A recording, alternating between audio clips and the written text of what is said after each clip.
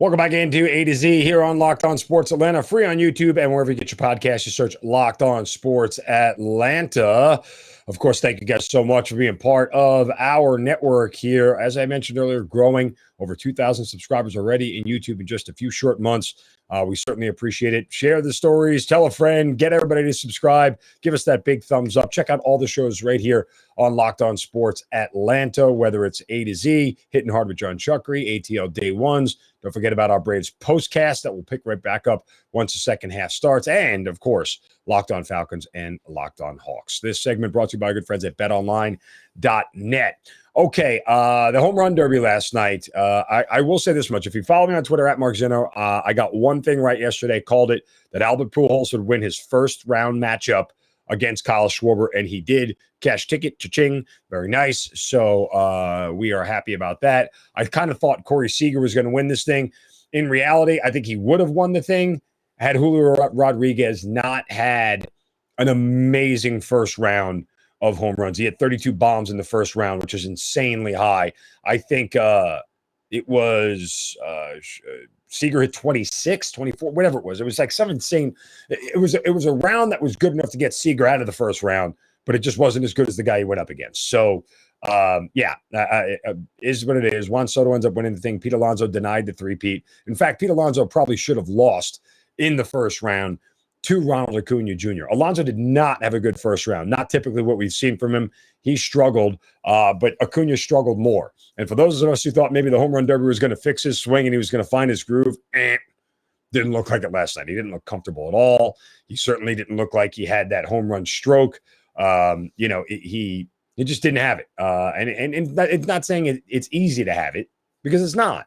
But I think some of us who are hopeful for the Braves were hoping that we would have got a better showing from Ronald Acuna in the Derby, because, well, it's better to have good feelings leaving the home run derby than you're hitting 18 home runs and didn't get out of the field. That's not kind of what you wanted out of the whole thing. And Acuna may do the Derby again down the road, and he may eventually win the thing, because he's the guy who can get hot the most.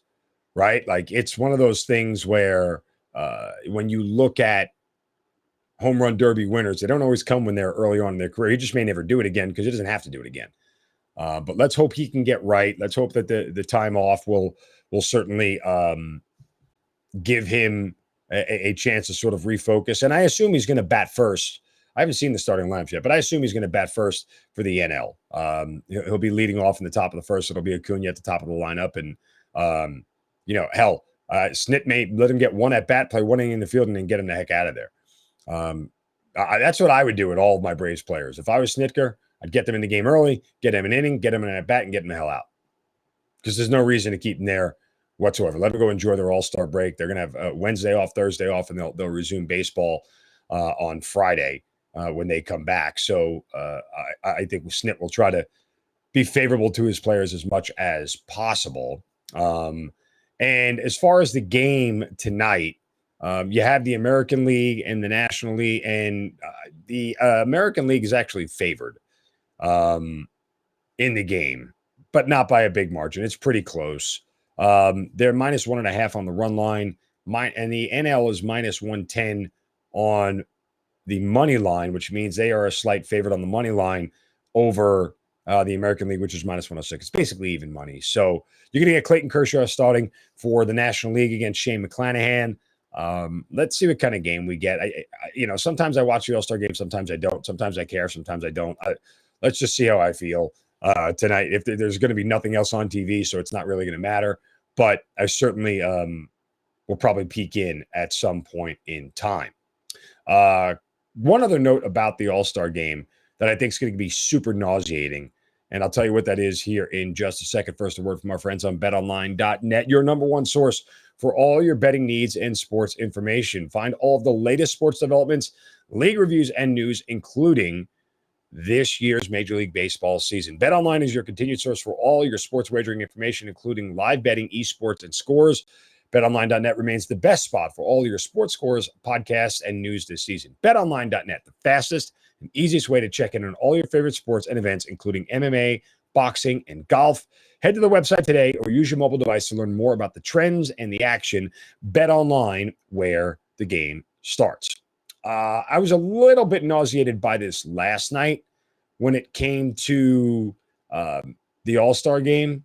And I feel like it's going to be even worse tonight when you have announcers who aren't trying to get home run balls or give home run calls every 6 seconds as they fly out of the yard. The Freddie Freeman Braves storyline is kind of getting tired very fast, and I kind of wish it would go away. I wish Freddie Freeman was able to, and I understand he's not able to during the season, but I wish he would just come out and end this whole thing and accept responsibility as to why he's not in a Braves uniform. I'm sorry, you're not going to convince me it's anybody else's fault but his. It's a really simple conversation with your agent. I don't want to be anywhere but Atlanta. End sentence. Go make it happen. Then it's the agent's job to go play shadow games, to negotiate, to say, well, we've got other offers here, we've got other offers there, and squeeze as much money out of the organization as possible. That's the agent's job. The player's job is to say, this is where I want to be. Because some players just say, I want the most money possible, I don't care. Some players say, I want as much money as I can get, but it's got to be one of these 3 teams. And other players say, I don't care how much you can get, I want to be here. Like, it's really, really simple.